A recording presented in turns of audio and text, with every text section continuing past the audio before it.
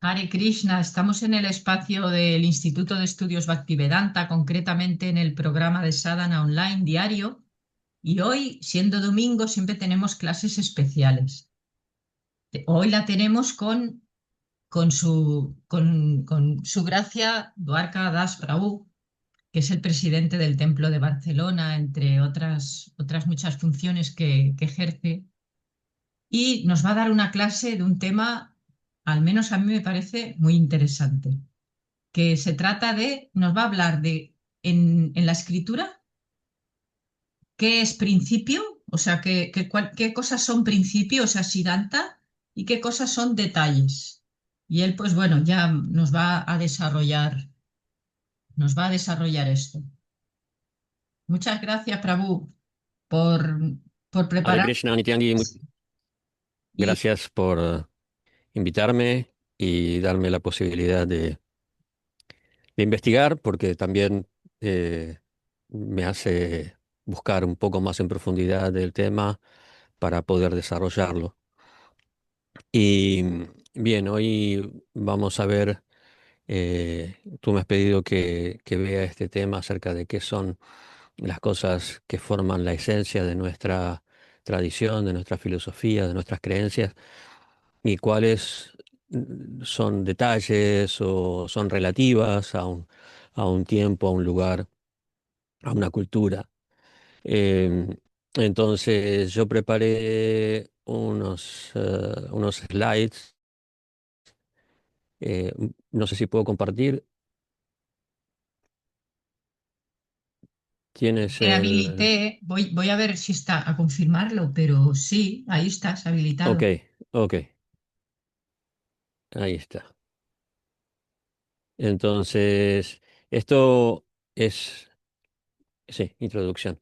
Esto es muy importante porque especialmente en un movimiento de prédica, en mi experiencia, en la prédica es fundamental poder, eh, sí, poder discriminar qué es lo esencial, cuáles son aquellas cosas a las que nosotros tenemos que adherirnos indefectiblemente y cuáles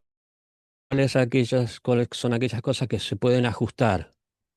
Por ejemplo, cuando comencé a participar en programas fuera del templo, cuando estaba en el templo de Córdoba, eh, tuve que aprender a diferenciar estas cosas, ¿no? Por ejemplo, una vez estábamos haciendo un programa en una escuela y no a los alumnos, sino el recinto que nos habían dado y eh, había que cocinar algo. Habíamos llevado algo de cocinado en el templo, pero había que hacer una infusión. Entonces, eh, no había ningún lugar donde colectar agua. El único lugar que había era un baño. Entonces, yo le dije, no, pero ahí no se puede, le dije al presidente del templo. Bueno, me mandó sí o sí a sacar, ¿no? Que me explicó en ese momento de una forma muy imperativa, como era su modalidad, me explicó que la prédica era más importante que esos detalles, ¿no? Después, en otra ocasión, cuando fuimos con Bannerman, habíamos como un devoto de Paraguay, que habíamos comenzado la prédica en Paraguay y en una ocasión, en un programa, en una editorial, había venido Bhakti-Bhujan Maharaj a dar la charla y bueno, ahí teníamos una cocina que nos facilitaron para cocinar y éramos dos devotos, Bannerman y yo, y Maharaj, que estaba eh, eh, o sea, esperando para que llegara la hora. Pero a mí la cocina se me retrasó un poco, entonces ya era la hora y yo recién estaba terminando las preparaciones que había hecho, algo muy simple, porque bueno, en esa época yo todavía era muy limitado con la cocina. Y entonces Maharaj me va a buscar a la cocina, porque ya era la hora, y él es alemán, entonces teníamos que empezar sí o sí a esa hora. Entonces prácticamente me arrastró de la cocina al, al escenario, porque tenía que tocar la mirdanga para que él pudiera empezar a cantar. Y le dije, pero Maharaj, todavía no ofrecí. Me dijo, no importa, ofrezca en la mente.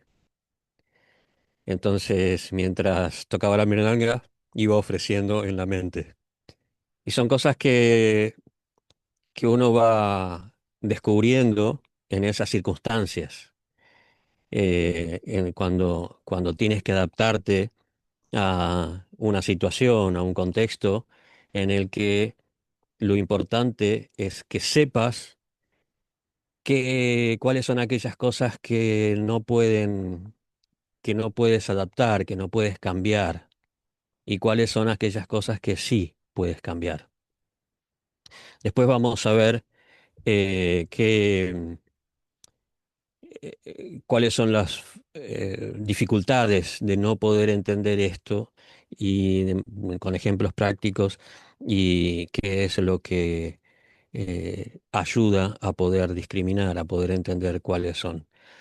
Entonces, lo primero es entender la importancia de esta distinción, ¿no? En relación con lo que yo venía diciendo antes, ¿no? Que cuáles son las verdades eternas y universales, los aspectos absolutos de nuestra filosofía, de nuestra tradición, que no se pueden cambiar.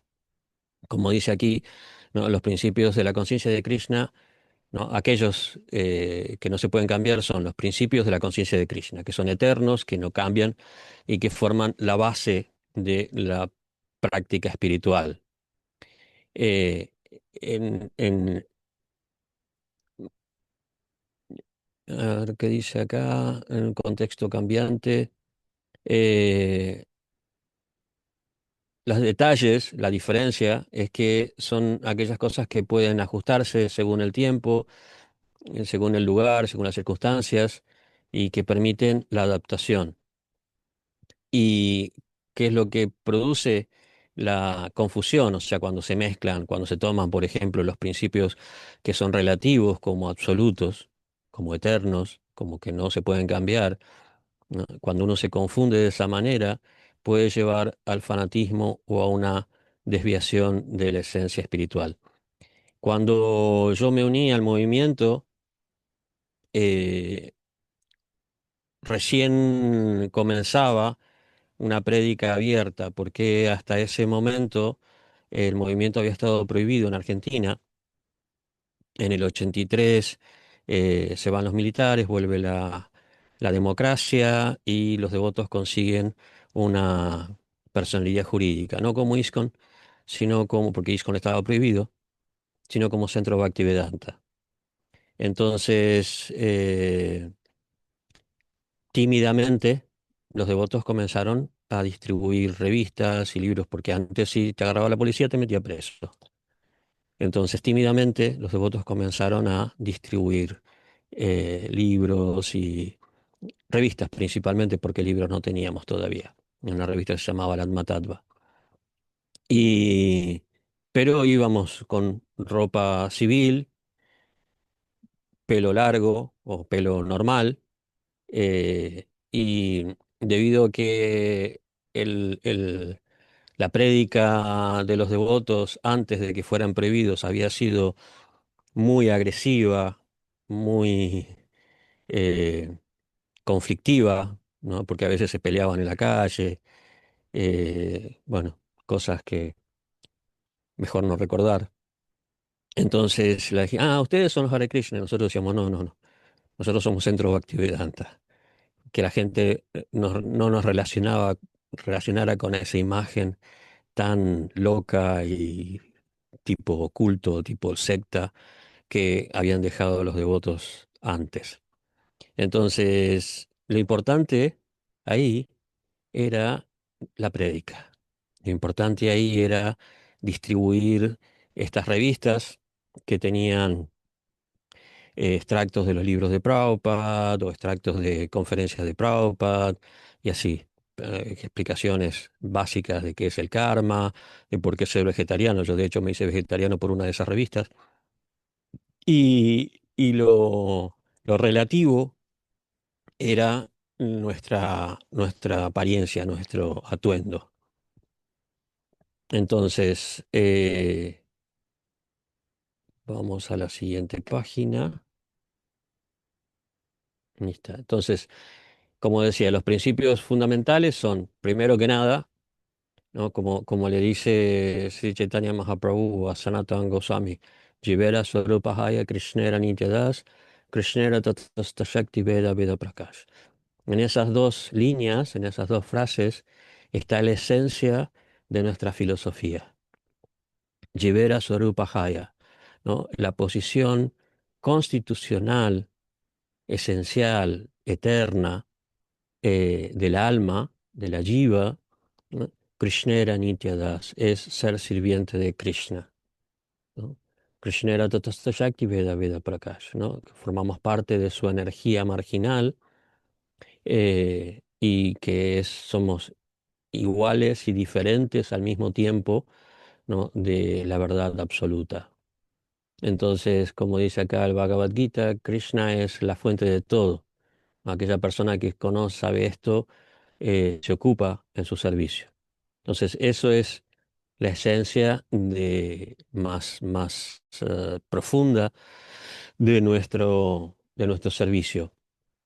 Y también los principios regulativos, ¿no? No comer carne, huevos ni pescados, no tomar alcohol, drogas, tabaco, etcétera, no practicar sexo ilícito, no participar en juegos de azar, porque estos principios nos habilitan, nos capacitan para comprender la esencia de nuestra filosofía, es decir, purifican nuestra conciencia de manera que nosotros podamos entender aquellas verdades absolutas, como decíamos antes, no solamente de que somos almas espirituales, eternos sirvientes de Krishna, sino quién es Krishna. Ya cuando entramos en aspectos más específicos y más detallados de acerca de la naturaleza de Dios, de sus relaciones con sus devotos.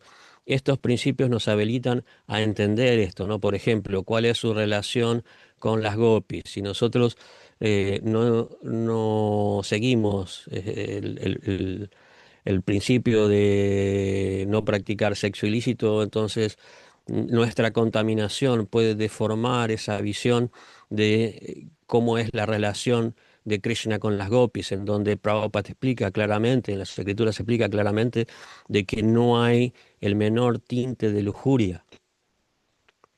Si nosotros estamos motivados por la lujuria, no vamos a poder entender esa relación.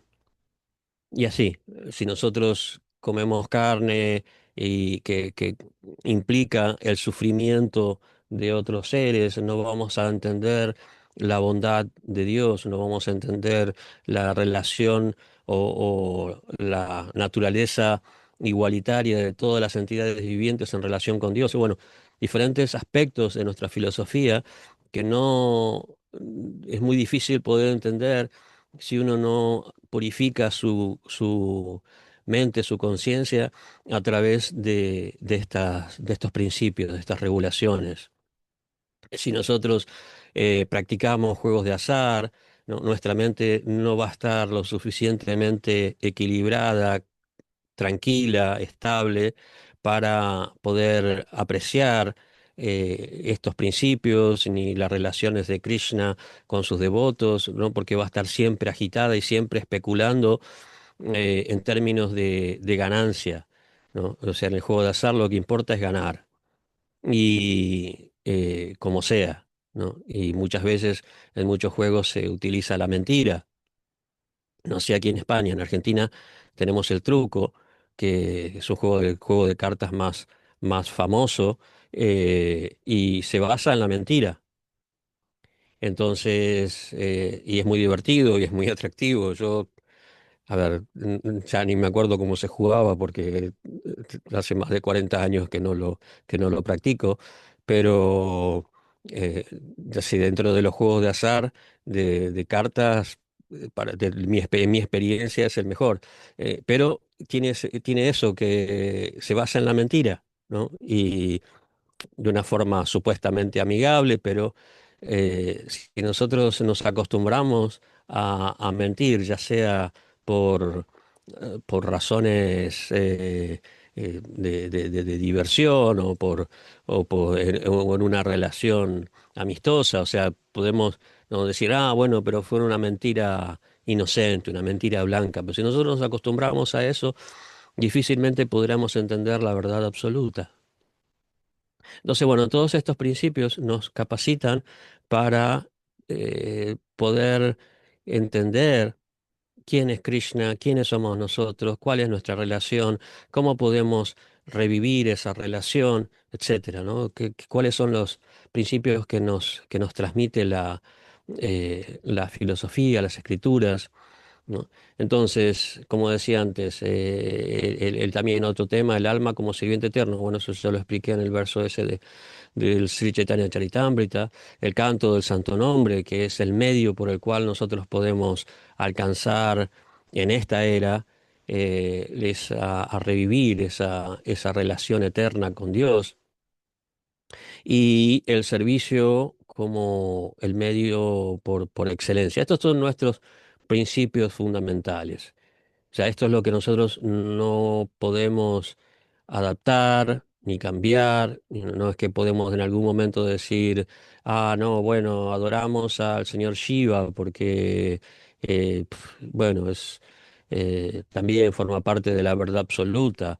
O ya que todos somos parte del absoluto, somos todos uno, entonces también participamos de la divinidad, también somos Dios, o sea, esas son las deformaciones o las desviaciones que se originan cuando uno no entiende la diferencia entre verdad absoluta y verdades relativas, ¿no? Los detalles son relativos y lo absoluto es aquello que no podemos cambiar. Entonces, el hecho de que nosotros somos sirvientes, eso es absoluto, eso no lo podemos cambiar, ¿no?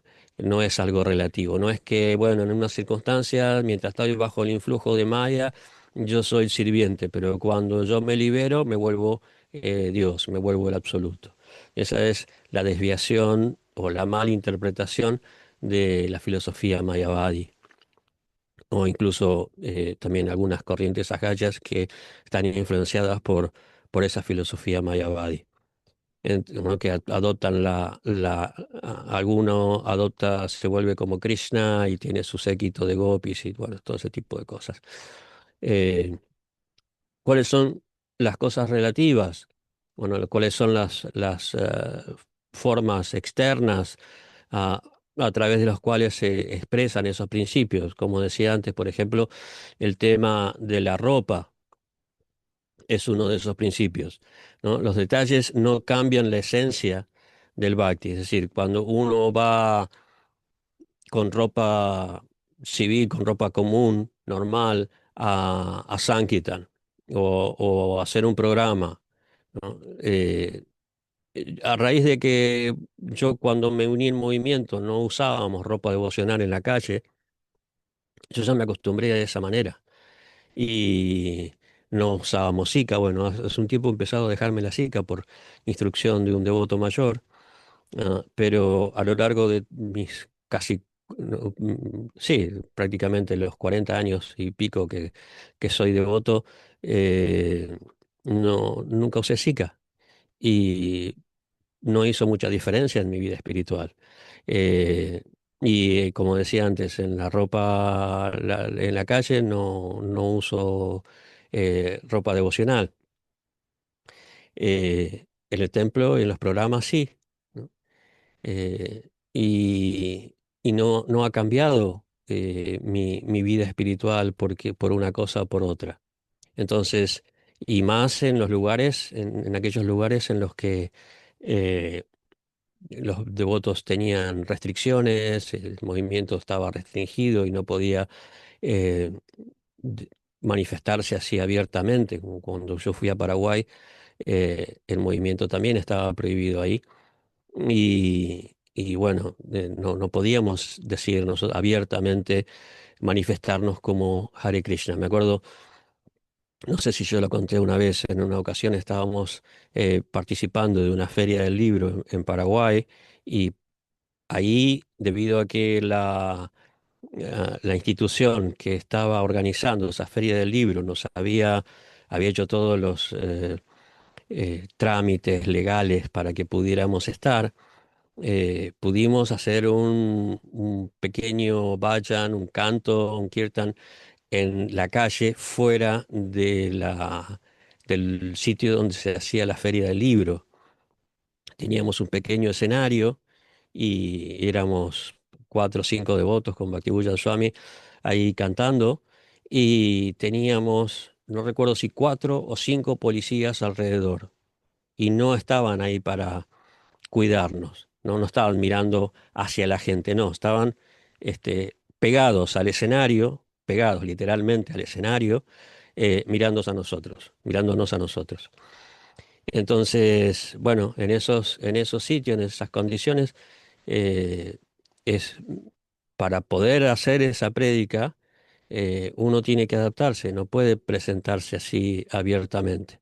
Entonces, en esas circunstancias, uno simplemente se adapta y se concentra en lo que es esencial, ¿no? También el tema de los instrumentos, el tiempo, por ejemplo, el lugar, las personas son relativas a qué elementos utilizamos y cuáles no. Eh, Estos detalles no cambian, como dice aquí, la esencia del bhakti, ¿no? Pero voy a correr esto que no veo, pero sí la forma externa, ¿no? Cómo nos ven, cómo nos presentamos, cómo nos adaptamos. Hace poco, en una reunión de diálogo interreligioso, en un grupo con el que participo, eh, habíamos invitado a varios periodistas porque, bueno, es un problema que el periodismo nunca se ocupa de transmitir noticias positivas de las religiones, solamente si hay algún escándalo, entonces ahí aparece tal o cual religión en las noticias, si no, no aparecemos. Entonces, para ver de qué manera el periodismo puede ocuparse más de la labor de las religiones, y especialmente en relación con el diálogo interreligioso, porque normalmente se ven a las religiones como una fuente de conflicto. Y en realidad aquí hay muchísima actividad, mucho trabajo de diálogo interreligioso y no por la paz, por la armonía, por la comprensión y el entendimiento de los diferentes grupos, especialmente de inmigrantes que hay en Cataluña. Entonces, bueno, vinieron varios periodistas y uno que era director de un medio decía, pero no, esto no se vende, esto no la cuestión es que no lo publicamos porque a la gente no le interesa, no se vende. Si fuera, dice, si fueran algo más llamativo, que impactara a todo el mundo con sus atuendos típicos, con una vista desde el cielo, con un dron, ¿no? Se empezó a describir toda una escena. Y yo le digo, bueno, es bastante paradójico que, ¿no? Cuando los grupos religiosos están tratando de adaptarse más a la sociedad y dejan de usar aquellas ropas que los aíslan un poco, que los distinguen, que los identifican como diferentes, como, ¿no? O sea, sea una ropa de religiosos cristianos, católicos, que ya prácticamente los sacerdotes no utilizan esos atuendos, o islámicos, o judíos, o hindúes, ¿no? Es paradójico que cuando nosotros estamos tratando de adaptarnos y llegar a la gente más abiertamente, más directamente, como personas, como parte de la sociedad, personas normales, ustedes pretendan de que volvamos atrás a la época en que se nos criticaba porque usábamos ropas devocionales, ¿no? Que se nos calificaba como sectas o sea, es ridículo. Pero bueno, así es como funciona la sociedad, ¿no? Entonces, todos estos principios relativos, dice aquí, ¿no? Son flexibles, tienen que ajustarse con inteligencia y guía espiritual. Es decir, no es que cualquiera puede decidir caprichosamente qué es esencial y qué es relativo, ¿no? Para poder entenderlo, tiene que haber comprensión, tiene que haber conocimiento, tiene que haber sentido común, tiene que haber experiencia. Entonces, es importante cotejar, ¿no? Con aquellos devotos que tienen más conocimiento y más experiencia, eh, cuál es la diferencia entre ambos. Hay cosas que son muy obvias y, ¿no? Un corte de pelo, por ejemplo, no es algo muy obvio, aunque bueno, para algunos no, ¿no? Si no están pelados y con zika, ¿no? Por ejemplo, había un devoto que trabajaba en una institución muy importante, internacional, y él había tomado esto así como una verdad absoluta. Iba con tilak y zika y rapado, y no le iba muy bien en su trabajo porque, bueno, lo discriminaban, se burlaban. Y entonces, si pretendía predicar, cosa que no creo, pero si pretendía predicar, eh, y bueno, uno más o menos siempre lo hace, ¿no? Pero si la prédica ahí se ve afectada. No sé si me están escuchando, porque no veo. ¿Hola? Sí, sí que te escuchamos. ¿No nos Sí, Ah, ves? vale, vale, vale, vale. ¿No No, nos ves? es- es- eh, solo veo algunas. A ver si puedo mover. Yo Ah, tengo... ahora sí, ahora sí. Ah, No, vale. porque estaba viendo una parte en la que están todos sin cámara, Ah, entonces vale. ahora ustedes sí están con la cámara, entonces puedo verlos.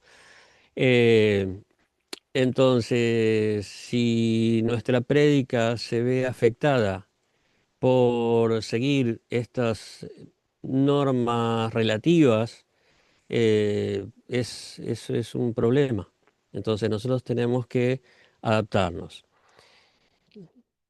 Por ejemplo, bueno, esto ya creo que está bastante claro. ¿Cuáles son los principios absolutos? Ya lo explicamos. ¿Cuáles son principios relativos? Bueno, por ejemplo, la vestimenta, el idioma que usamos para cantar.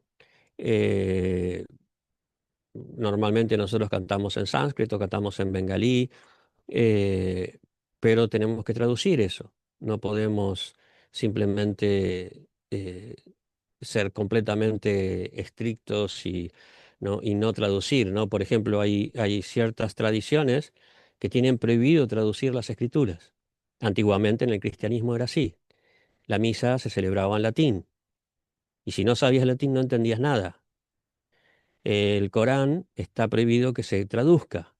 Y si no sabes árabe, no, o sea, es una obligación de que los seguidores del Islam tienen que aprender árabe para poder leer el Corán en árabe, ¿no? Si nosotros tuviéramos que aprender sánscrito o bengalí para poder entender las canciones, o las oraciones o las escrituras, ¿no? ¿Cuántos piensan que estarían leyendo o practicando la conciencia de Krishna? ¿No? Muy poca gente tendría esa posibilidad.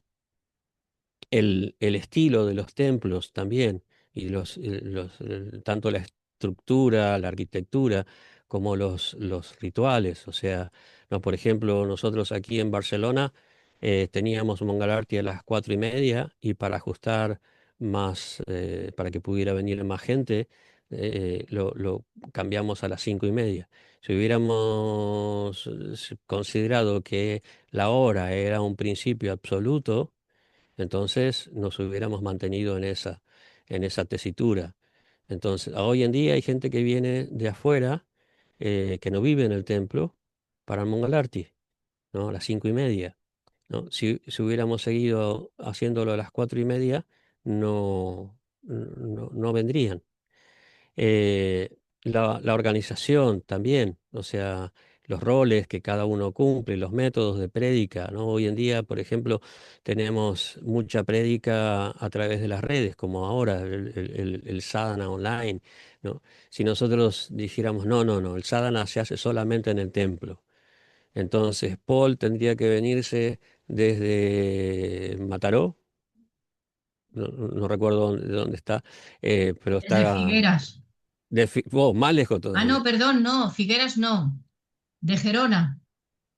Ok, Gerona, ¿cuánto tenés acá? Hora y media de viaje, ¿no? Tendrías que, imposible venir a Mongalarti o venir a Sadhana así, diariamente. Y ahora no tienen la posibilidad de seguir el Sadhana a través de este programa.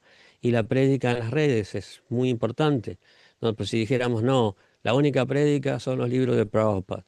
Entonces, la única prédica es salir a las calles a hacer Sankirtan. Y sí, está bien, eso es muy importante, pero ¿cuántos sanquitaneros hay hoy en día? Muy pocos, entonces la prédica se vería muy reducida.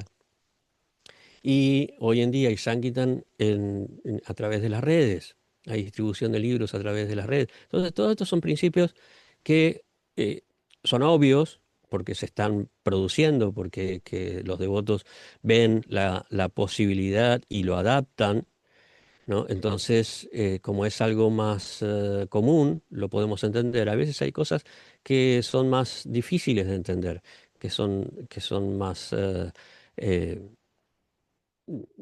discutidas, ¿no? El tema de la ropa, por ejemplo, ¿no?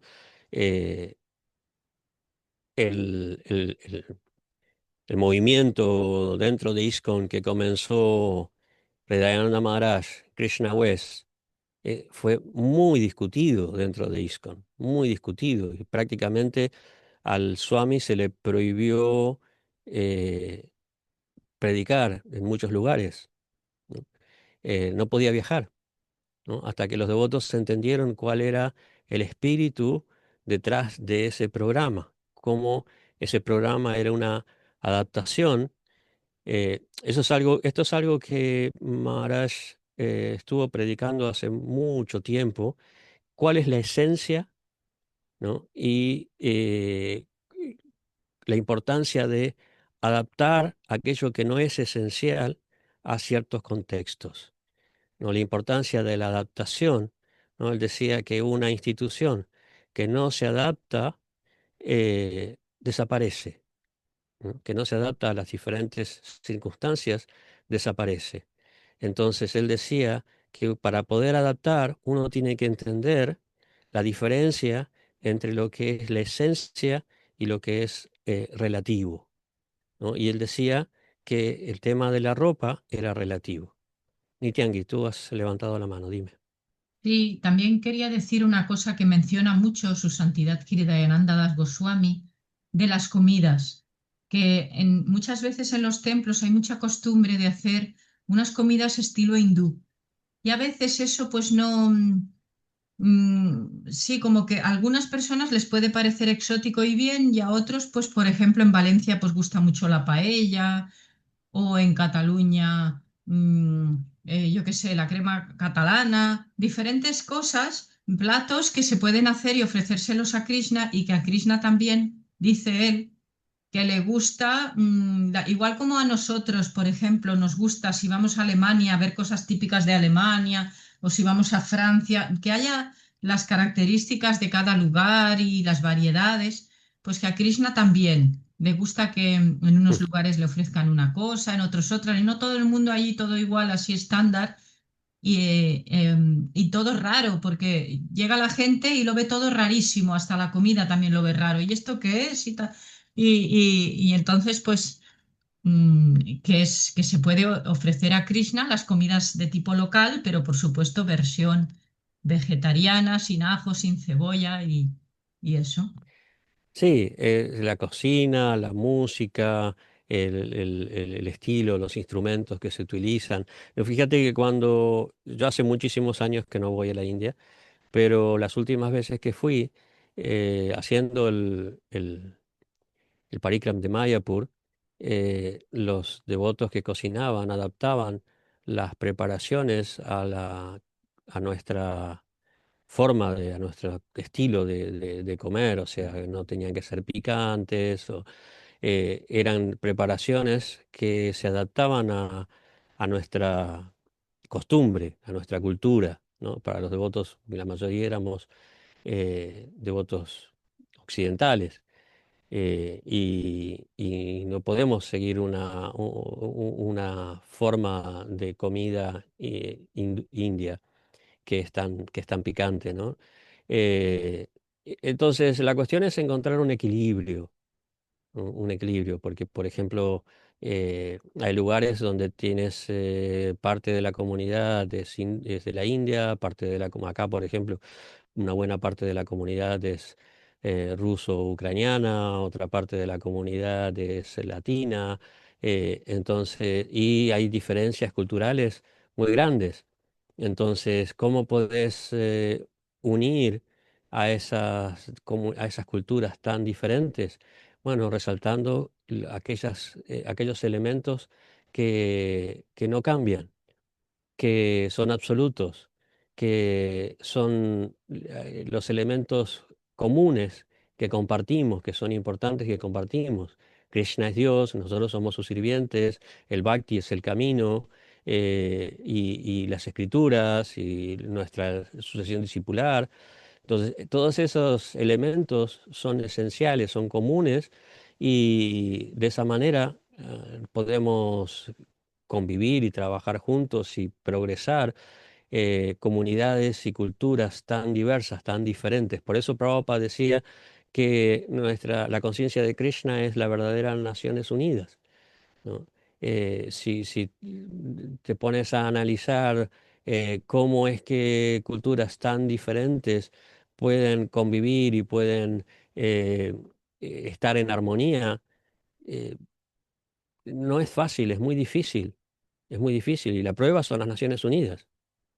La prueba de que es muy difícil son las mismas Naciones Unidas, que siempre están cada vez más desunidas, ¿no? Que lamentablemente no han tenido desde su fundación. Primero se fundó la Liga de las Naciones, fracasó con la Segunda Guerra Mundial, después se transformó a las Naciones Unidas y nunca han podido unir, ¿no? ¿Por qué? Porque no hay un elemento realmente común, porque las culturas son muy diferentes y el elemento común ellos lo desconocen, que es nuestra identidad espiritual y nuestra relación con Dios, y con el absoluto. Entonces, no hay verdadera unión, pero entre, entre comunidades de devotos que vienen de culturas completamente diferentes, al tener un elemento absoluto, un elemento esencial en común, sí puede haber un trabajo, una, eh, un progreso como comunidad, independientemente de la cultura y de la nación de donde vienen. Entonces, como dice acá, el concepto del yukta vairagya, ¿no? ¿Qué es lo que yo puedo tomar al servicio de Krishna? ¿Qué es lo que yo puedo usar al servicio de Krishna? ¿No? A que todos aquellos elementos que no, quizás no tienen una relación directa, pero que yo los puedo aprovechar. La música, la comida, la vestimenta, todo aquello que quizás no lo identifico como directamente que aparezca en las escrituras, por ejemplo, ¿no? Unos pantalones una música en particular. Los devotos siempre a lo largo de todos estos años han utilizado este principio de Yukta Vairagya para aprovechar diferentes elementos culturales para presentar la conciencia de Krishna en esa cultura, ¿no? Utilizar diferentes estilos musicales, diferentes preparaciones, ¿no? Por ejemplo, aquí en Barcelona tenemos varios devotos de Latinoamérica, ¿no? Hay devotos colombianos, hay devotos argentinos, ¿no? Y las preparaciones varían, ¿no? El desayuno cada día hace un devoto diferente el desayuno, ¿no? Y tenemos días de pizza, días de, eh, ¿cómo es? Hay una preparación, ahora se me borró el nombre, una preparación colombiana y venezolana muy típica, Arepas. eh, arepas, días de arepas, y así, ¿no? O preparaciones de Rusia y de Ucrania, eh, y es prasad, porque el principio es que sea eh, comida vegetariana, ¿no? Ahimsa, y que sea ofrecido, que sea prasad, ¿no? El detalle es el tipo de comida, ¿no? Ese es el detalle, es lo relativo. Y, y nosotros utilizamos estas cosas que no son tradicionales, que no son típicas, ¿no? En base a este concepto de Yukta Vairagya. Todo puede ser aprovechado en el servicio devocional, en la conciencia de Krishna. Eh, bueno, esto es más o menos lo que aparece aquí, es todo lo que estoy explicando, ¿no? La adaptación cultural, ¿no? Cómo Prabhupada adaptó muchos detalles, ¿no? Una de las cosas que Reinanda Maharaj explicaba era que en algunos templos, ¿no? Cuando los devotos en Estados Unidos compraron iglesias para adaptarlas como templos, porque bueno, como iglesia no tenía ya uso, ¿no? Normalmente cuando una iglesia deja de funcionar como iglesia, se la desacraliza. O sea, ya no es un lugar sagrado, ya puede ser utilizada con otro fin. Entonces las venden, ¿no? Y hace poco estábamos buscando un sitio y nos ofrecieron un antiguo monasterio que había, por supuesto, sido desacralizado y lo estaban vendiendo. Entonces, los devotos ahí en Estados Unidos compraron alguna iglesia y, y claro, el estilo de India es que la gente va y se sienta en el suelo. Entonces los devotos dijeron, bueno, sacamos los bancos de la iglesia. Y Prabhupada dijo, no, no, no, no, no hace falta, no saquen los bancos. Está bien que la gente venga y se siente en los bancos, ¿no? Bueno, finalmente los devotos no le hicieron caso y sacaron los bancos. Pero, pero el ejemplo de Prabhupada es que no hacía falta, no era esencial el hecho de sentarse en el suelo, ¿no? Y por eso, bueno, muchas veces nosotros ponemos sillas en los programas, en los templos, para que la gente pueda venir y sentarse, porque no todo el mundo puede sentarse en el suelo. De hecho, hoy en día hay muchos devotos mayores que no pueden sentarse en el suelo.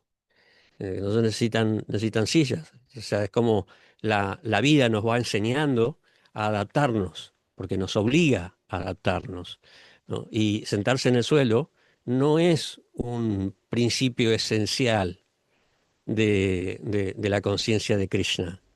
No es importante, ¿no? Lo que pasa es que estos símbolos, estos principios relativos, hacen muchas veces a la identificación. Y al principio de la vida espiritual, al comienzo de la práctica, la identificación es importante, ¿no? El hecho de sentirse devoto, ¿no? Sentirse, no usar la ropa devocional, usar sika, ¿no? Todos estos símbolos nos identifican, usar tilak, y son útiles. Pero en la medida en que uno va fortaleciendo su identificación con la conciencia de Krishna a través de la comprensión de la filosofía, a través de la práctica, ¿no? estos principios no representan algo esencial.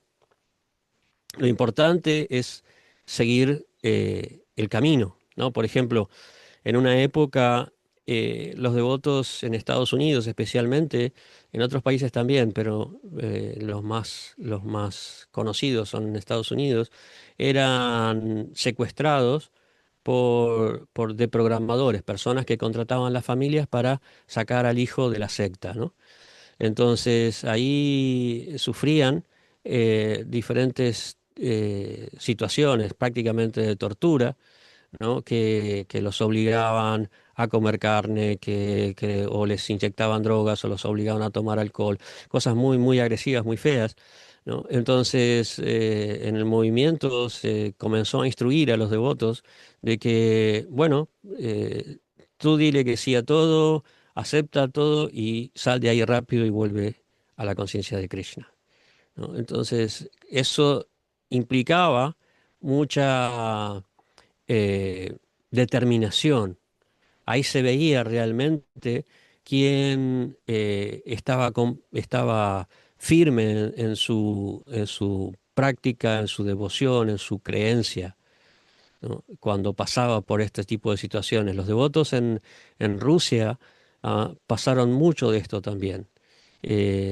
Muchos encarcelamientos, muchas torturas, algunos eh, no quedaban bien, porque yo recuerdo conocí al primer discípulo de Prabhupada en Rusia, que había sufrido mucho de estos encarcelamientos y no estaba bien, no estaba bien. Él mismo me decía, ¿no? Disculpa si en algún momento digo alguna incoherencia, es porque no he quedado muy bien, ¿no? Pero ahí se veía la seriedad, la determinación de la persona por mantenerse en la práctica, por mantenerse en el camino, ¿no? Y eso requiere que uno comprenda qué es lo que puede adaptar y qué es lo que no. La aplicación, ¿no? Como dice aquí, la aplicación práctica, la distinción entre los principios y detalles, eh, facilita la práctica espiritual hoy en día, en una sociedad en la que todo ha cambiado, ¿no? Ya que permite una adaptación flexible de los métodos sin alterar la esencia. Hoy en día nuestra sociedad cambia tan rápidamente que ni siquiera la gente puede adaptarse siguiendo su estilo de vida normal, ¿no? Que decir, tratar de llevar a la práctica una tradición que tiene miles de años. Nitiangi, dime.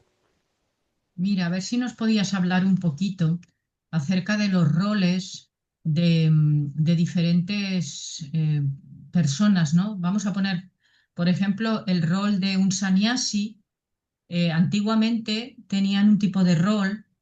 Yo hoy el rol que tienen es así bastante diferente, pero finalmente la esencia en este caso, ya, bueno, ya tú nos dices, ¿no? Pero sería como el ya haberse entregado 100% a la vida espiritual, a servir a Krishna y no hacer otro tipo de actividades. Pero luego ya quizás ya no, o sea, sí viaja, sí se puede vestir en un momento dado de otra manera, o sí puede. En las escrituras hay cosas que dice que no puede hacer un sannyasi. Incluso se dice que no se debe tomar sannyasi en Kali Yuga, también lo dice. Em, y luego también quería que nos hablaras, por ejemplo, de esto y luego también de la mujer. O sea, porque el papel de la mujer de acuerdo, pues, o sea, como principio y como esencia.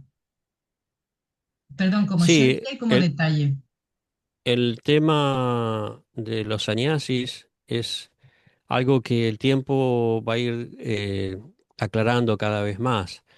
Hoy en día, claro, en Occidente, una cosa es el sannyas en la India o en Asia en general, pero especialmente en la India, y, y otra cosa en Occidente, ¿no? O sea, el conocimiento que se tiene de lo que es un sannyasi en India es una cosa y el conocimiento de lo que es un sannyasi en Occidente es otra muy diferente.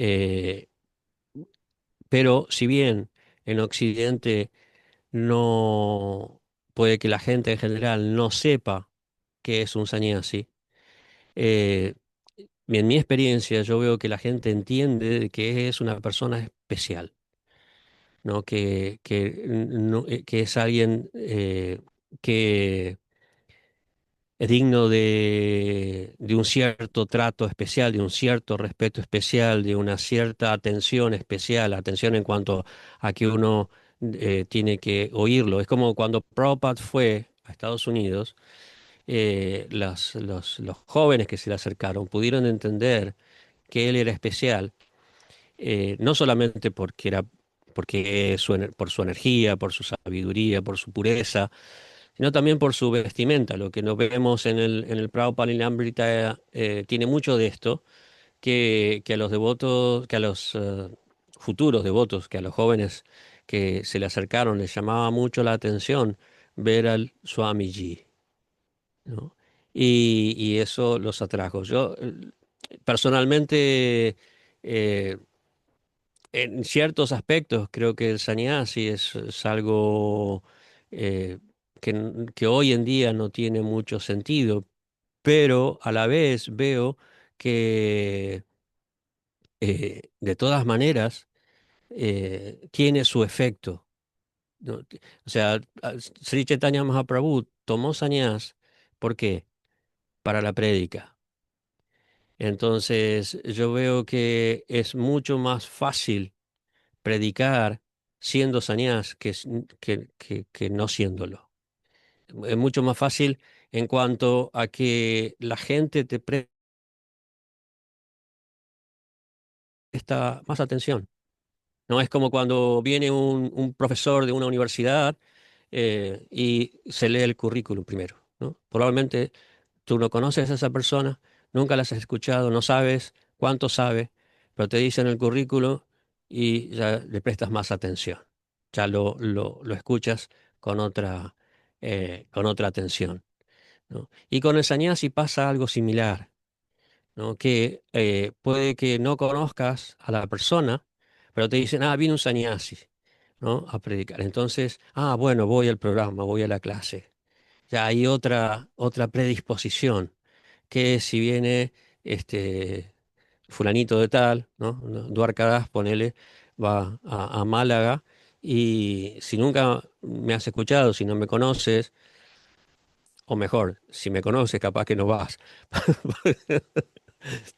Pero pero no es la misma eh, atención que merece o que recibe un sannyasi que la que recibe un brahmachari o un grijasta, ¿no? ¿Y quién es? Enseguida no viene fulanito de tal. A ver, ¿y quién es? Y es como tú dices, el presidente del Templo de Barcelona. Ah, ya hay una, hay una referencia, ¿no? Parte del currículum. Profesor de universidad. Ah, bueno, entonces sí voy a escucharlo.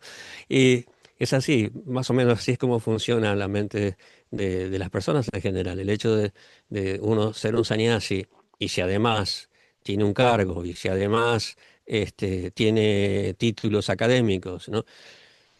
Entonces tiene su importancia, tiene su relevancia ya, para la prédica, ¿no? Porque según el ejemplo de Sri Chaitanya Mahaprabhu, ¿no? El sannyas en el Kali Yuga, si bien no está eh, recomendado, sí está recomendado para la prédica, ¿no? Independientemente de que, bueno, en su vida personal, el efecto que tenga el sannyas en la vida del devoto, la importancia es que alguien toma ese voto, ese estilo de vida para poder difundir la conciencia de Krishna. Y con respecto al rol de la mujer, también es algo que es relativo, ¿no? Incluso en las escrituras, si bien se recalcan muchas veces que el rol de la mujer como ama de casa, como madre, ¿no? Por otro lado, hay montones de ejemplos, pero montones de ejemplos, de mujeres que se adaptaron a otros roles, ¿no? A la prédica, a la investigación, no, por ejemplo, en lo más antiguo de todo que nosotros conocemos son los Vedas, ¿sí? Y los Vedas fueron eh, revelados a diferentes personas de diferentes familias. Y muchos de los himnos fueron revelados a mujeres, ¿no? A rishis, ¿no? O sea, no rishis hombres, sino a, a, a rishis mujeres.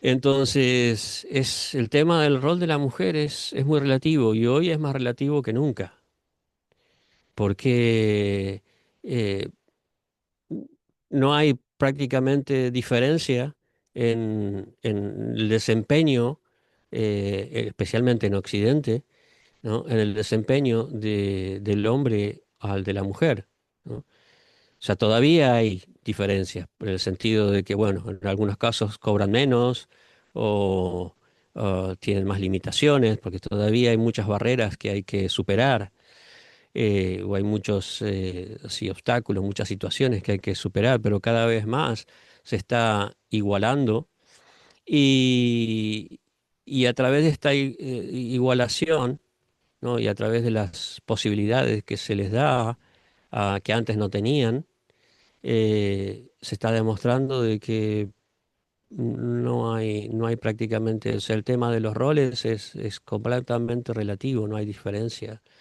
¿no? ¿Cuántas devotas son presidentas de templo?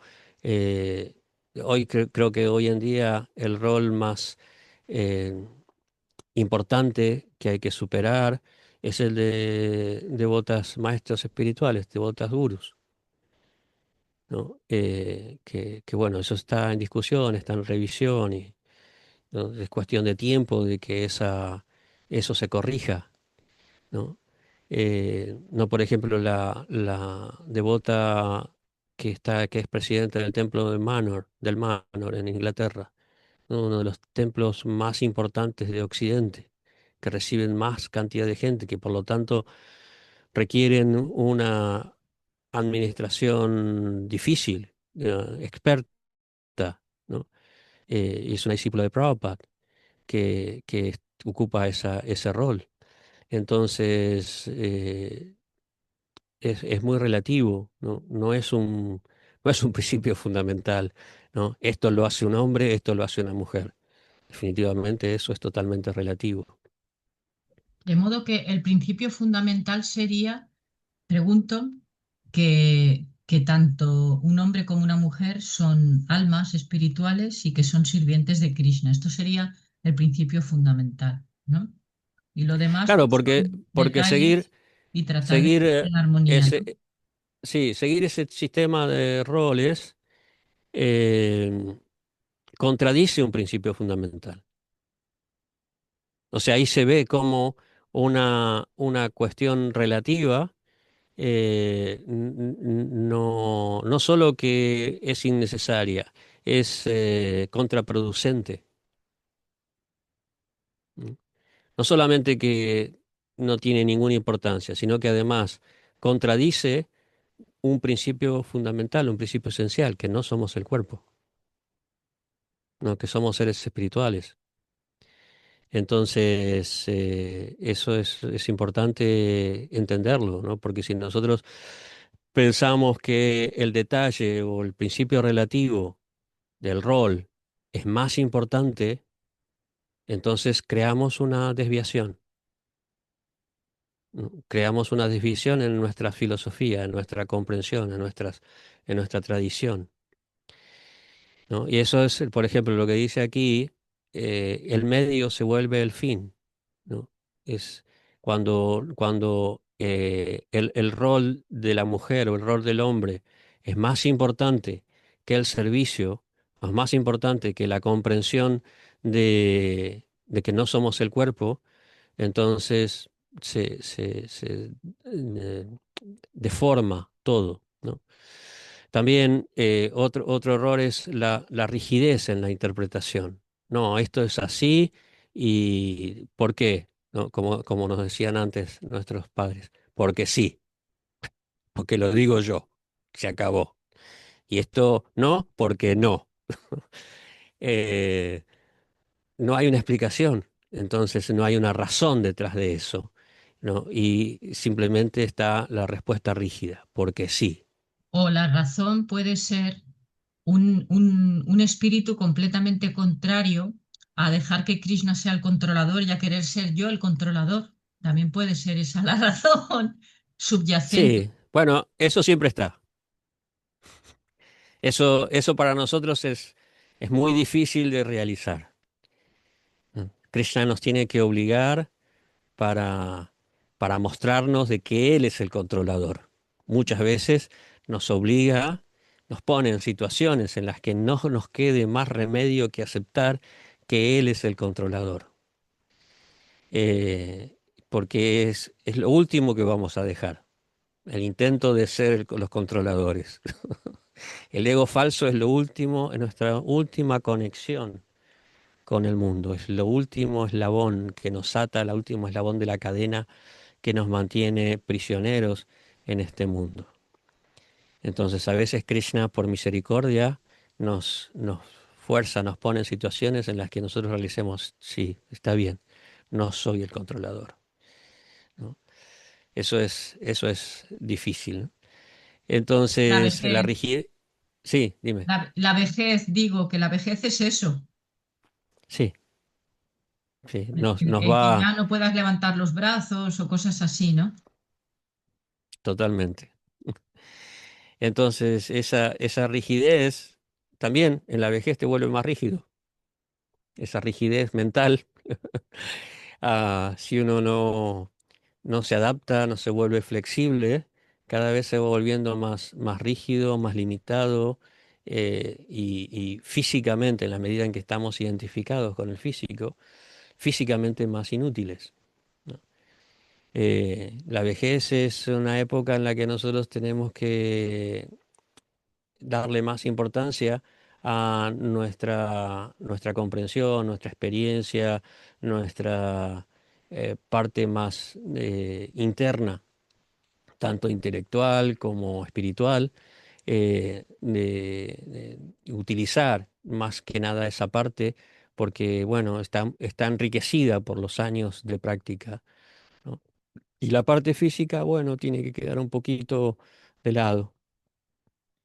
Entonces, otro error es los objetivos secundarios como si fueran los principales, ¿no?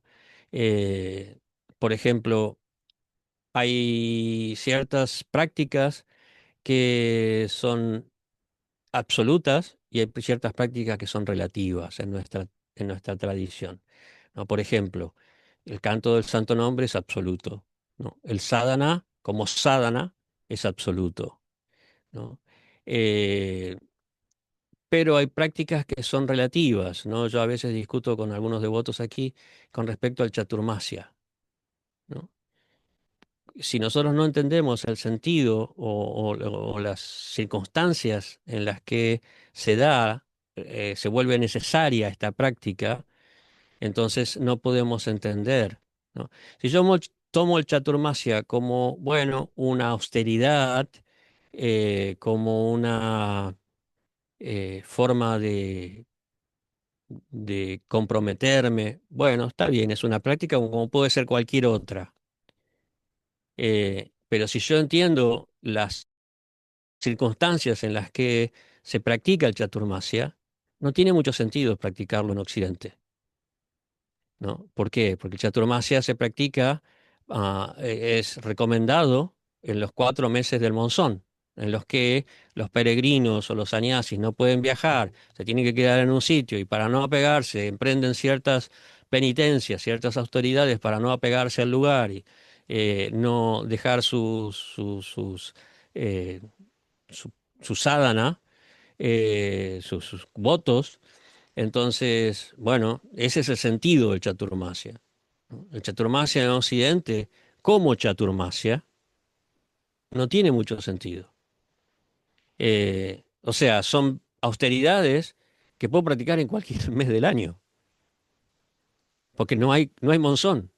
Entonces, cualquier mes del año, si yo quiero practicar una austeridad, es decir, no como esto, no me afeito, no me rapo, no, lo que sea.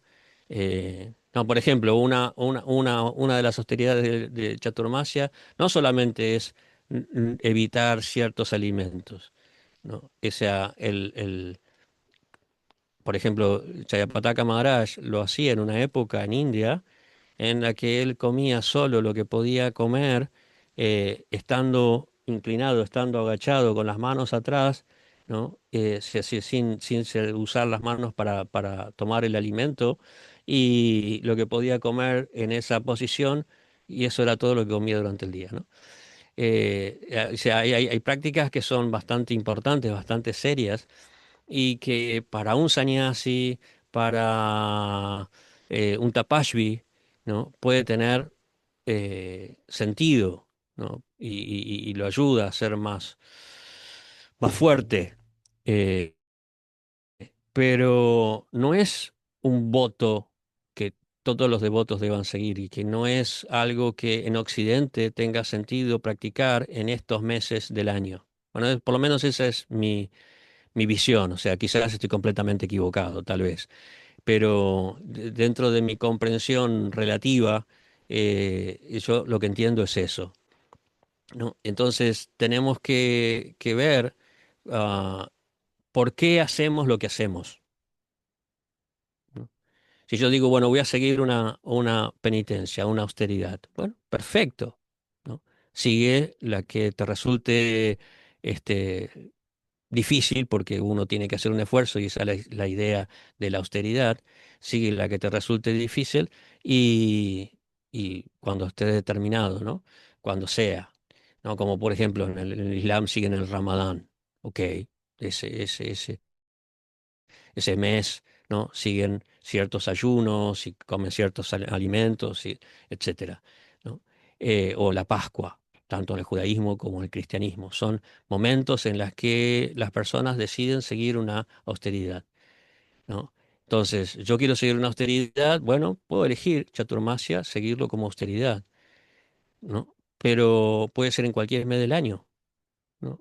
Puede ser en cualquier momento, pero no puedo decir, por ejemplo, no, bueno, en este mes todo el mundo tiene que seguir esto porque es parte esencial de nuestra tradición.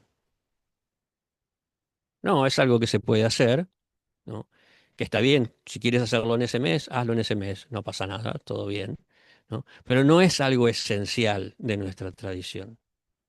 Es algo más bien, es una mezcla entre cultura y práctica espiritual, práctica devocional, ¿no? Eso es una combinación de ambas cosas. Tiene sus aspectos circunstanciales, relativos, que son la época del monzón, ¿no? Y tiene sus aspectos espirituales, que es la austeridad como práctica que fortalece la determinación. No sé si hay alguna otra pregunta. Estos más o menos son todos temas que ya hemos ido tocando. Eh, Bueno, yo te podría sí, preguntar que, dime.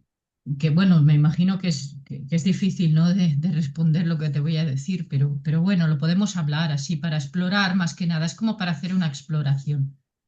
Em, ¿Qué se puede hacer cuando te encuentras delante de personas y tienes que interaccionar con personas que toman detalles por principios y actúan frente a ti en una manera así como tipo rígido, impositivo incluso, y te hace sentir incómodo? Y cuál, o sea, ¿cómo sería así la manera de salir lo más airoso posible de este Mm. tipo de interacciones? Lo más, si se puede, lo mejor es dialogar y analizar la razón de esos principios, si se puede dialogar, ¿no? Eh, hay dos cosas: cuánto te afecta a ti y cuánto afecta a la otra persona. Es decir, si yo al tratar de razonar con la otra persona, ¿no? Supongamos que es alguien que no tiene mucha profundidad en su práctica o en su experiencia devocional y está muy necesitado de esa rigidez. Eh, si yo le rompo ciertos esquemas y debilito su fe, es mejor no entrar en eso, ¿no? Si es una persona que necesita para mantenerse eh, en su camino, se necesita esa rigidez que muchas veces sucede, ¿no? He conocido muchas personas así, que cuando eh, se quedan sin ese paraguas de las tradiciones y las simbologías y no todas las cuestiones superficiales, eh, se quedan un poco huérfanos, entonces mejor no entrar en diálogo. O si es alguien tan rígido que solamente se va a alterar y va a discutir y no va a romper una ya sea buena relación o una cierta armonía, entonces es mejor evitar, ¿no? Tú haz tu vida, yo hago la mía y otra cosa. Pero si es alguien con quien se puede dialogar, ¿no? Y que no va a afectar ni su vida ni la tuya, entonces es bueno analizar la razón de esa, no digo de la rigidez, pero de ese aspecto, de ese principio que quiere resaltar, ¿no? Si se puede, ¿no? Por ejemplo, si te dice, no, la mujer tiene que estar en la casa criando a los hijos y fregando platos, ¿no? Eh, ¿Por qué?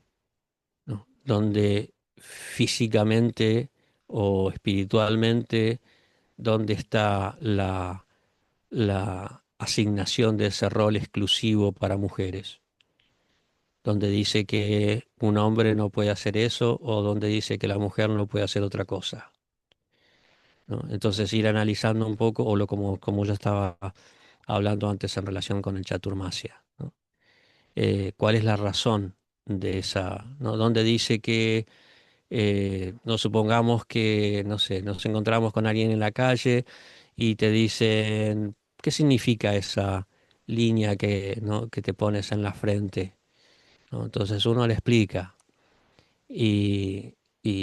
¿no? Entonces eh, te dice, supongo que te dice, "No, bueno, pero es esencial, ¿no? Todos tienen que llevar eso. No, bueno, yo lo uso porque me gusta y, bueno, si te gusta, ok, ¿no? Como alguien, ¿no? Se peina de una manera o se pone una, un adorno particular, ¿no? ¿Por qué llevamos kunti? ¿No? ¿Por qué usamos el kunti? Bueno, son símbolos, ¿no?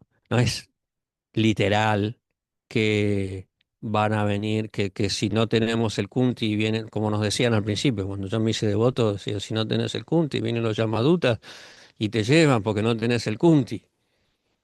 No es tan eh, ciego o relativo algo tan importante como la liberación o irse al infierno.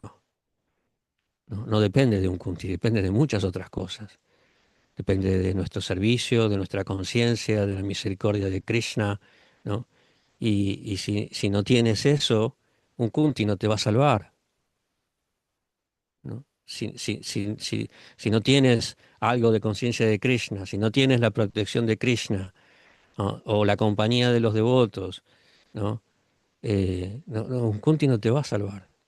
Al principio nosotros creíamos que no, y se te va a romper, ¿no? O sea, si no tenés conciencia de Krishna no importa, ¿no? Se va a romper.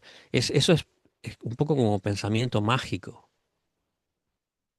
Es es quitarle el sentido común y la inteligencia a la conciencia de Krishna, ¿no? Es ese pensamiento mágico, ¿no? Pensar de que si no tengo la Sika o si no tengo el Kunti, Entonces, uno tiene que investigar un poco, profundizar en nuestras prácticas, y entender que, bueno, sí, Kunti es importante porque nos hace sentir mejores o nos hace sentir mejores en relación como devotos, nos hace sentir que la gente puede identificarnos, ¿no? La psica también, que la gente va a decir, bueno, no, nos encontramos con otro devoto y nos ven como devotos. Yo me acuerdo cuando fui a la India y veía gente con psica, pensaba de que eran Vaishnavas, de que eran eh, devotos de Krishna. Y no. O sea, todos los hindúes usan Zika. No es algo exclusivo de los, ¿no? Y podía ser cualquiera, ¿no? Que ni siquiera fuera este, un hindú devoto, simplemente era algo familiar que traía ¿no? Hay cosas que son símbolos que no hacen la diferencia, ¿no? Lo que hace la diferencia es nuestra conciencia, nuestra práctica, nuestro ejemplo. Eso es lo que establece la diferencia. Entonces, eh, los, uno tiene que aprender a profundizar en cada una de estas cosas, por qué son, de dónde vienen, cuál es su efecto, cómo me ayuda, ¿no? Todas esas cosas le dan un sentido. Krishnamai, dime que has levantado la mano. Hare Krishna, gracias por la clase. Prabhu, Gracias. mire, yo considero que yo no sé predicar, ¿no? Claramente no es obvio porque no me he dado cuenta que no sé hacerlo. Pero una pregunta, cuando un devoto no sabe predicar, ¿puede cometer ofensas? Tiene que, ¿qué es lo que tiene que tener también porque claro, lo suyo es que los demás reciban este conocimiento, porque a veces nos entra como la compasión de decir, ay, madre mía, es que se va a morir esta persona y mm, no va a conocer a la conciencia de Krishna en esta vida. Mm, ¿Se pueden cometer ofensas no sabiendo predicar? ¿Qué es lo que hay que tener? Hay que adquirir más conocimiento para saber hacerlo. Sí, primero que nada, hay muchas maneras de predicar, ¿no? La prédica no se limita a lo que uno pueda decir. La prédica es el ejemplo, la prédica es la inspiración, ¿no? Como por ejemplo, a mí siempre me recuerdo algo que me contaron cuando yo vine a la conciencia de Krishna, era algo que le había pasado a Jayananda, que él limpiaba y sacaba la basura a la noche en el templo, ¿no? Sacaba la basura a la calle. Y era una persona que siempre estaba cantando, que siempre estaba así de buen ánimo. Entonces alguien lo veía por la calle, solía verlo siempre con ese buen ánimo, sacando la basura, que parece que en Estados Unidos es considerado como algo muy negativo sacar la basura, nadie quiere hacerlo, ¿no? Eh, entonces, finalmente esa persona se le acercó y le dijo, ¿no? ¿Cómo puede ser que estés sacando la basura siempre con todo ese buen ánimo y cantando y alegre? ¿No? Entonces él le dijo, bueno, si imagínate cómo estarán los que están adentro. Si a mí me ves alegre haciendo este trabajo, ¿no? Imagínate cuánto más alegres estarán aquellos que están en el interior haciendo otras actividades. Algo muy simple, ¿no? Había llamado la atención, ¿no? El hecho de simplemente sacar la basura había llamado la atención de esta persona y lo había hecho sentir atraído a la conciencia de Krishna, ¿no? O como me pasó a mí cuando había un devoto que me predicaba, que era un amigo mío y era muy especial, muy pasional y muy insistente, presionaba mucho, muy fanático, ¿no? Y bueno, o sea, era una persona que me hablaba de religión cuando hacía poquito, hace unos meses, él se había manifestado prácticamente como ateo y yo era un católico practicante, entonces de repente venía y me hablaba de espiritualidad y de religión. Yo decía, pero ¿qué me venís a decir si hace un poquito tiempo estabas en contra de la religión? Entonces yo no le prestaba atención. Hasta que un día me lo encontré y no me dijo absolutamente nada. Y digo, ¿cómo estás, Alfredo? Bien, bien. Sí. Y se había ido a vivir al templo, entonces le pregunté cómo estabas viviendo. Para mí me llamaba la atención de que una persona como él, con sus antecedentes, de repente se fuera a vivir a un templo, ¿no? Y bien, bien, todo bien. Y no me dijo ni ven al templo, ni me predicó, ni me trató de convencer de nada, como él siempre solía hacer. Y esa fue la motivación que yo tuve para ir al templo, ¿no? Simplemente su cambio de actitud. Y yo pensé, ¿no? Si este cambió de esta manera, es porque es algo positivo, es algo bueno. A ver, ¿de qué se trata? Entonces hay muchas maneras de predicar, por, de inspirar a la gente. La prédica implica inspiración. Yo tengo que inspirar a la gente. Puede ser por lo que yo le diga, o puede ser por mi ejemplo, puede ser por lo que le doy, ¿no? A veces una sonrisa, un prasadam, ¿no? Es suficiente para motivar a una persona a acercarse a la conciencia de Krishna, ¿no?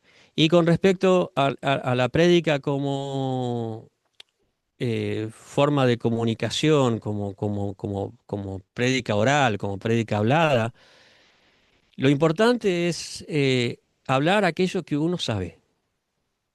O sea, las maneras de evitar errores o ofensas es simplemente limitarse a lo que uno sabe.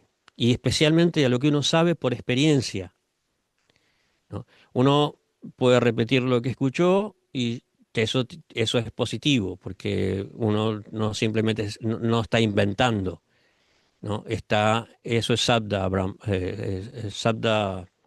Brahmana. Es la revelación, el conocimiento recibido a través de fuentes autorizadas. Entonces, repetir lo que dicen las escrituras, repetir lo que dice el maestro espiritual, lo que dice Srila Prabhupada, ¿no? Es una forma. Pero una forma todavía más efectiva es cuando uno ha asimilado eso, ¿no? Tiene experiencia de eso, ¿no? Por ejemplo, ¿no? Yo me siento bien cantando Hare Krishna. Entonces, bueno, yo puedo explicar todos los aspectos esotéricos del canto del nombre de Dios y que el nombre es absoluto y no es diferente de Dios, etcétera, etcétera, ¿no? Pero si yo estoy experimentando no solo el placer, sino el beneficio que tiene sobre mí el canto del santo nombre, entonces mi prédica va a ser mucho más efectiva. Y no hace falta mucho más, ¿no? En realidad, si tú tienes una experiencia que te ha motivado, que te ha transformado, o que te ha afectado de forma positiva y transmites esa experiencia, ¿no? Eso es lo más importante, eso es todo lo necesario que necesitas para predicar efectivamente.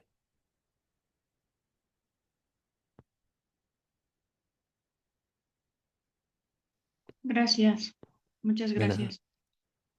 Perdón, quería hacer una pregunta, mi reverencia, Duarca. Mis reverencias. Quería preguntarle, en el Bhagavad Gita dice, deja todas las religiones y solo sígueme a mí. ¿Cómo podemos seguir solo a Krishna si no seguimos una religión o una filosofía? ¿Cómo podemos saberlo? ¿Cómo se sigue? Bueno, lo que pasa es que es muy difícil traducir la palabra Dharma, ¿no? Dharma, bueno, ahí está traducido como religión, pero en un contexto védico, Dharma es muy amplio. Por ejemplo, todos los principios que Arjuna estaba presentando al principio del Bhagavad Gita, en el capítulo 1, es Dharma. Todos Sí. los argumentos que Arjuna preguntaba o planteaba para no luchar son Dharma. Entonces, Krishna le está diciendo, abandona todos esos dharmas, todos esos argumentos que te impiden pelear y solo ríndete a mí. Como religión, lo que Krishna le está Mm, diciendo es religión. Es decir, Krishna le está diciendo, sígueme a mí o sigue mis instrucciones, mm, ¿no? Y eso es la religión, eso es el Sanatana Dharma, esa es la religión suprema. A los dharmas que son los que se está refiriendo Krishna son a esos dharmas relativos, ¿no? Acá esto tiene que ver con lo que estábamos hablando, ¿no? Lo que es esencial y lo que es relativo. Lo que es esencial es, Krishna dice, yo soy quien ha de ser conocido a través de todos los Vedas. Entonces, el Dharma esencial de los Vedas es ese. Krishna es el camino, el objetivo, la finalidad de los Vedas. Entonces, eso es el Sanatana Dharma, ¿no? Y después hay muchos otros dharmas, ¿no? Que, bueno, para cantar se requiere estas prácticas, para cantar los Vedas, o todos los Vedas recomiendan ah, la adoración a este Deva o aquel otro Deva, etcétera, etcétera, muchas cosas que hay en los Vedas, ¿no? Entonces, Krishna le está refiriendo a esos dharmas, ¿no? O por ejemplo, todas las escrituras que hablan acerca de los principios morales y reglas y regulaciones y leyes se llaman Dharma Shastras, ¿no? Dharma Shastras son, por ejemplo, el Manava Dharma Shastra, el Manu Sanhita, ¿no? Y los argumentos de Arjuna estaban en concordancia con esos dharma shastras. Entonces Krishna le dice, abandona todos esos dharmas. El problema es que eh, la traducción de la palabra dharma es muy, muy difícil, muy complicada. A veces se traduce como deber, a veces como religión, a veces como cualidad esencial de algo, eh, no tiene una traducción. Entonces, la traducción de Dharma como religión es relativa, uno tiene que entenderla en un cierto contexto. Y en ese contexto, lo que Krishna le está diciendo es sigue todos estos, abandona todos estos principios religiosos que has argumentado y sígueme a mí. Y esa es la verdadera religión. Entonces, cuando nosotros seguimos a Krishna, estamos practicando la religión eterna, el Sanatana Dharma, que es nuestro rol, nuestra esencia como sirvientes de Dios. De acuerdo, muchas gracias. Le Muy De quería nada. bien. hacer otra pregunta, por favor. Sí. ¿Qué diferencia hay entre el alma y el espíritu? Mm. Eh, desde nuestra filosofía, eso es algo propio de la cultura occidental, ¿no? Que se identifica a veces al alma como el cuerpo sutil, es decir, la mente, la inteligencia, lo que se llama antakarana en sánscrito, ¿no? El cuerpo sutil o el sukshma sarira, eh, y al espíritu como el ser trascendente, más allá de ese cuerpo sutil. Eso es, digamos, de acuerdo a la cultura occidental. Al tomar estos dos términos, se nos mezcla un poco porque tampoco está muy en Occidente muy definida qué es una cosa y qué es la otra. No hay no hay una claridad como en la cultura védica de entre lo que decía antes, el antakarana o el susumasarira, el cuerpo sutil, y el ser, ¿no? Eh, pero nosotros en general lo usamos en forma indistinta, tanto el espíritu como la palabra espíritu como la palabra alma la usamos eh, indistintamente para lo mismo. Eh, no, es como, por ejemplo, la palabra Atman, ¿no? Prabhupada explica que Atman puede referirse al ser al ser espiritual, eterno, trascendente, puede referirse a la mente o puede referirse al cuerpo incluso, dependiendo del contexto en el que se está utilizando. Entonces, a veces hay que hacer aclaraciones cuando uno usa una, a mí me pasa cuando uso la palabra el espíritu o cuando uso la palabra alma, tengo que aclarar en Occidente o en las clases a qué me estoy refiriendo, ¿no? Porque, bueno, a veces se usan para lo mismo y a veces no. Pero en definitiva, lo importante es que uno entienda que hay un cuerpo físico, que hay un cuerpo sutil y que hay una forma espiritual. Y después, bueno, a ver cómo utilizamos las palabras y cómo aclaramos nuestros conceptos cuando los estamos, para llegar mejor a la gente, ¿no? Para que nos entienda y Mm. no se confunda. De acuerdo, muchas gracias. Ni nada. Hare Krishna, gracias. ¿Y Tiangui? Mira, a ver qué te parece, porque después de haber estado escuchando a lo que ha dicho Govinda, la primera parte, pues me ha venido así como una frase y a ver qué te parece.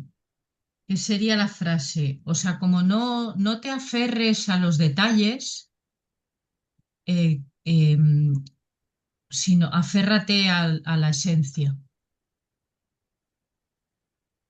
Sí, es correcto. Está bien.